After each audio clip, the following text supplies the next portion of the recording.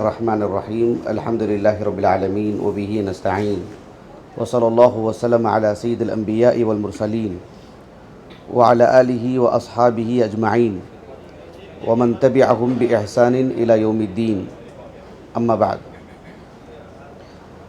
آج ہم اللہ رب العالمین کی توفیق سے، اللہ تعالیٰ کے فضل و کرم سے مینا کے اس وسیع عریض میدان میں ہم لوگ بیٹھے ہیں، اور آج کا جو دن ہے وہ یوم الترویہ ہے، 8 ذو الحجہ۔ ابھی ہم ظہر کی نماز سے فارغ ہوئے ہیں الحمدللہ۔ ابھی ہم کو مینا میں عصر، مغرب، عشاء اور فجر بھی پڑھنی ہے۔ اس کے بعد کل سورج طلوع ہوگا، پھر اس کے بعد ہم کو عرفات کے لیے نکلنا ہے۔ میں آپ کو ایک ضروری بات بتاؤں گا جو فی الحال کے لیے ہمارے لیے اہم ہے، وہ ہے تلبیہ کا اہتمام ہونا چاہیے۔ نبی کریم صلی اللہ علیہ وسلم جب مکہ میں تھے، اور اللہ کے رسول صلی اللہ علیہ وسلم کی نبوت سے پہلے بھی، اللہ کے رسول صلی اللہ علیہ وسلم کی نبوت سے پہلے بھی اور نبوت کے بعد بھی جو آپ کی 13 سالہ زندگی یہاں رہی ہے، اس وقت جو کفار تھے وہ بھی تلبیہ پکارتے تھے۔ صحیح مسلم کی ایک حدیث ہے، عبداللہ بن عباس کہتے ہیں رضی اللہ عنہما کہ جب اللہ کے رسول صلی اللہ علیہ وسلم نے صحابہ کو سکھایا نا تلبیہ، لبیک اللہم لبیک لا شریک لک لبیک، تو عبداللہ بن عباس نے کہا رضی اللہ عنہما اللہ کے رسول سے کہ کان المشرکون یقولون لبیک لا شریک لک، گویا کہ اللہ کے رسول صلی اللہ علیہ وسلم سے یہ کہا جا رہا ہے، یہ تو مشرکین بھی کہتے تھے کہ ہم حاضر ہیں، لبیک لا شریک لک، تیرا کوئی شریک نہیں۔ تو اللہ کے رسول صلی اللہ علیہ وسلم نے فوراً کہا کہ ویلکم، قد ایسے کہا، یعنی ہلاکت ہے تمہارے لیے، رک جاؤ یہاں پر، مطلب آگے بات مت کرو، آگے کی بات مت کرو، قد یعنی اسی پہ اکتفا کرو۔ لبیک لا شریک لک، تم کو تو اتنا ہی کہنا چاہیے۔ کیوں؟ اس لیے کہ کفار جو مشرکین تلبیہ پکارتے تھے وہ اتنا ہی نہیں کہتے تھے کہ لبیک لا شریک لک، بلکہ وہ یہ کہتے تھے زائد چیز کہ الا شریکن ہوا لک، کہ ایک شریک ہے، یعنی جس کو ہم اپنا معبود بنا کر رکھے ہیں، تیرا کوئی شریک نہیں لیکن ایک شریک ہے۔ وہ کون ہے؟ وہ بھی تو تیرا ہی ہے، وہ بھی تو تیرا ہی بندہ ہے، وہ بھی تیرا ہی عابد ہے، لیکن وہ ہے ہمارا معبود، وہ تیرا شریک ہے۔ سبحان اللہ، عجیب و غریب بات۔ تملکہ، جس کو ہم اپنا معبود سمجھ رہے ہیں نا، اس کا مالک بھی تو ہی ہے، وما ملک، وہ کسی چیز کا مالک نہیں ہے، ہم جانتے ہیں۔ ایسے تلبیہ پکارتے تھے۔ تو اللہ کے رسول صلی اللہ علیہ وسلم نے صحابہ سے کہا کہ ان کا جو تلبیہ تھا وہ الگ تلبیہ ہے، اور ہم کو جو تلبیہ پکارنا ہے وہ کیا ہے، وہ بعد میں سکھایا اللہ کے رسول صلی اللہ علیہ وسلم۔ اللہ کے رسول صلی اللہ علیہ وسلم کے جو صحابہ ہیں، یقیناً وہ انسان ہیں، لیکن حیرانی کی بات یہ ہے وہ اللہ کے رسول صلی اللہ علیہ وسلم کی 23 سالہ زندگی ایسے بیان کیے ہیں گویا کہ کسی نے ان کی ویڈیو ریکارڈنگ کی ہے۔ یہ حقیقت بتا رہا ہوں میں آپ کو، ادنا سے ادنا چیز بھی، ابھی اس کی تفصیل کا موقع نہیں ہے، لیکن میں وقت پر بتاؤں گا آپ کو انشاءاللہ تعالی۔ ایسے کیونکہ آپ ویڈیو دیکھ رہے ہیں اتنی صفائی کے ساتھ، اتنی باریکی، ایک ایک لمحہ، ایک ایک پل، 23 سالہ زندگی کی ویڈیو گویا کہ آپ دیکھ رہے ہیں۔ آپ دیکھو، تلبیہ کی بات چل رہی تھی نا، صحیح بخاری میں ایک کتاب ہے کتاب الحج، اس میں امام بخاری رحمہ اللہ نے عنوان قائم کیا، یعنی باب قائم کیا، ترجمۃ الباب، باب التلبیہ، تلبیہ سے متعلق۔ اس میں ام المومنین عائشہ رضی اللہ عنہا اپنے ایک شاگرد کو، ابو عطیہ رحمہ اللہ السعدی، ان کو کہتے ہیں کہ انی لأعلم کیف کان النبی صلی اللہ علیہ وسلم یلبی، کہتے ہیں کہ اللہ کے رسول صلی اللہ علیہ وسلم کا تلبیہ کیسے ہوتا تھا میں اچھی طرح جانتی ہوں، پوری کیفیت، پوری صفت، پورے صیغے، کتنے کلمے تھے، سب میں آپ کو سکھاؤں گی۔ یعنی اتنا اہتمام، ایسا نہیں کہ کیا کہا تھا اللہ کے رسول نے، کون سا جملہ تھا، ایک مرتبہ حج کیے اور کہنے کے انی لأعلم کیف کان النبی صلی اللہ علیہ وسلم یلبی، کیسے اللہ کے رسول کا تلبیہ تھا میں اچھی طرح جانتی ہوں. لبیک اللہم لبیک لبیک لا شریک لک لبیک ان الحمد والنعمت لک والملک لا شریک لک. صحیح مسلم میں جو کتاب الحج ہے اس میں عبداللہ بن عمر بن الخطاب رضی اللہ عنہما کہتے ہیں یہ جو تلبیہ ہے نا، میں آپ کو تلبیہ کا معنی آگے بتاؤں گا. جو تلبیہ ہے لبیک اللہم لبیک لبیک لا شریک لک لبیک، الفاظ پہ غور کیجیے آپ. عبداللہ بن عمر کہتے ہیں رضی اللہ عنہما تلقفت من فی رسول اللہ صلی اللہ علیہ وسلم، اہمیت بتا رہے ہیں، اہتمام، کہ تلبیہ میں یہاں وہاں سے نہیں لیا، میں نے رسول اللہ صلی اللہ علیہ وسلم کی زبان سے میں نے لیا ہے. تلقف کس کو کہتے ہیں معلوم؟ ایک ماں چھوٹے شیرخوار بچے کو اپنے منہ سے کھلاتی ہی نہیں، ایک پرندہ بھی ایک جانور بھی اپنے بچے کو منہ میں کھلاتی ہے، جیسے پرندہ منہ میں ڈالتا ہے اپنے بچے کے، جسے ماں اپنے بچے کو کھلاتی ہے. کہا کہ تلقفت من فی رسول اللہ صلی اللہ علیہ وسلم، یہ جو تلبیہ کے کلمات ہیں نا میں نے اللہ کے رسول کی زبان سے میں نے لی ہے. یعنی اس میں مطلب رتی برابر بھی کمی بیشی نہیں. اچھا کلمات کیا ہیں وہ؟ کہا کہ لبیک اللہم لبیک لبیک لا شریک لک لبیک ان الحمد والنعمت لک والملک لا شریک لک. کہا کہ یہ اللہ کے رسول کے کلمات ہیں صلی اللہ علیہ وسلم. سنن ابن ماجہ کی ایک حدیث آتی ہے، ابو ہریرہ رضی اللہ عنہ کہتے ہیں، حدیث سندن صحیح ہے، شیخ البانی نے صحیح کہا رحمہ اللہ، کہ آپ صلی اللہ علیہ وسلم کے تلبیہ کے جو کلمات تھے ایسے بھی ملتے ہیں.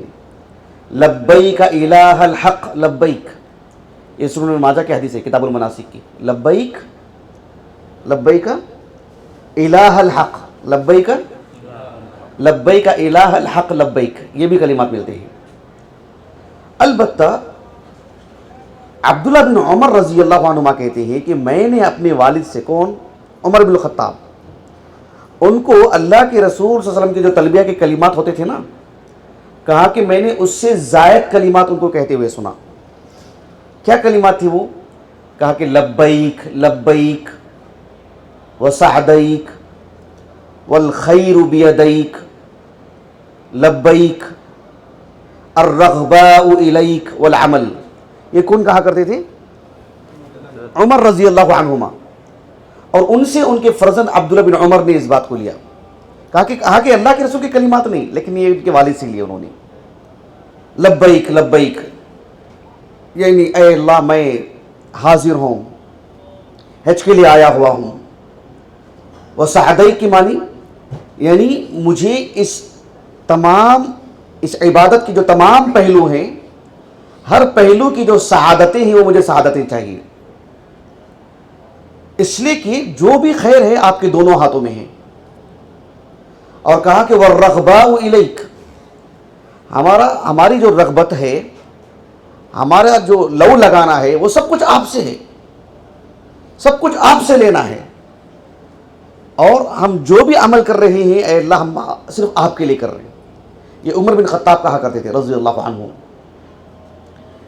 یہ جو ہم تلبیہ پکارتے ہیں اس بات کا اہتمام ہونا چاہیے کہ تلبیہ بلند آواز سے ہو، اچھی خاصی آواز سے ہونا چاہیے. اور عام طور پر دیکھا جاتا ہے کہ سب ایک ساتھ کہتے ہیں، ایسا نہیں ہے. ہر شخص اپنی اپنی ثواب دید پر کہنا چاہیے. ایک حدیث ہے سنن ابن ماجہ کی کتاب المناسک میں، ایک صحابی ہے جن کا نام ہے السائب ابن خلاد. صحابی کا نام کیا ہے؟ السائب، سائب نام ہے ان کا، سائب سین سے، سائب ابن خلاد. 701 ہجری سن وفات ہے. سائب ابن خلاد رضی اللہ عنہ کہتے ہیں کہ اللہ کے رسول نے کہا صلی اللہ علیہ وسلم، اتانی جبریل، میرے پاس جبریل آئے، وَأَمَرَنِي، اور مجھے حکم دیا کہ ان آمر اصحابی بأن يرفعوا اصواتهم في الإهلال، ان يرفعوا اصواتهم بالإهلال. کہا کہ جبریل میرے پاس آئے اور مجھے حکم دیا کہ میں میرے صحابہ کو اس بات کا حکم دوں کہ وہ تلبیہ بلند آواز سے کہیں. اللہ کے رسول صلی اللہ علیہ وسلم پر جو شریعت نازل ہوئی کون لے کر آتے تھے؟ تو یہاں کیوں کہا اللہ کے رسول نے اتانی جبریل؟ اہتمام کے لیے. اہمیت بتانے کے لیے، اور نہ مکمل شریعت تو جبریل ہی تو لے کر آئے نا علیہ السلام، لیکن اہتمام اہمیت بتانے کے لیے کہ کتنی بڑی بات ہے کہ جبریل اس کے لیے بھی آئے، یعنی ایک اہم بات بتانے کے لیے آئے، یہ بتانا مقصود ہے کہ کہا کہ میں بلند آواز سے تلبیہ پکاروں، میرے صحابہ بلند آواز سے تلبیہ کہیں، اس کے لیے جبریل آئے علیہ السلام۔ سنن ابن ماجہ کی ایک حدیث آتی ہے، ابو بکر صدیق اس کے راوی ہیں رضی اللہ عنہ۔ کون؟ ابو بکر صدیق رضی اللہ عنہ۔ یہ حدیثیں سب بسند صحیح کہ اللہ کے رسول صلی اللہ علیہ وسلم کے پاس ایک صحابی آئے، انہوں نے پوچھا کہ اے اللہ کے رسول ای الحج افضل، یعنی جو ہم حج کرتے ہیں اس میں سب سے افضل عمل کون سا ہے؟ اللہ کے رسول نے کہا صلی اللہ علیہ وسلم الحج والثج، الحج یعنی تلبیہ کو بلند آواز سے کہنا، اور الثج قربانی نہر کرنا۔ اللہ کے رسول صلی اللہ علیہ وسلم کے ایک صحابی ہیں جن کا نام ہے زید بن خالد الجوہنی رضی اللہ عنہ، یہ بھی سنن ماجہ کی حدیث ہے۔ وہ کہتے ہیں کہ اللہ کے رسول نے کہا صلی اللہ علیہ وسلم کہ فَإِنَّهَا مِن شِعَارِ الْحَجِّ، یعنی حج کی علامت ہے، حج کی پہچان ہے کہ بلند آواز سے تلبیہ کہنا، حج کی پہچان ہے۔ جیسے اس لباس میں کوئی دیکھے گا ہم کو کیا کہے، کیا سمجھے گا وہ کہ حج کرنے کے لیے یا عمرہ کرنے کے لیے، تو عمرہ کی حج کی پہچان ہے کہ تلبیہ بلند آواز سے کہنا، لبیک اللہم لبیک۔ کبھی ہم نے اپنے ملک میں سنا اس کو، اپنی مسجد میں کبھی لبیک اللہم لبیک؟ یہ اصل میں اس کی پہچان نہیں ہے، یہ حج کی پہچان ہے کہ بلند آواز سے لبیک اللہم لبیک لبیک لا شریک لک لبیک یہ کہنا۔ آپ جانتے ہیں اس کی فضیلت کتنی ہے، اس کی کتنی اہمیت ہے۔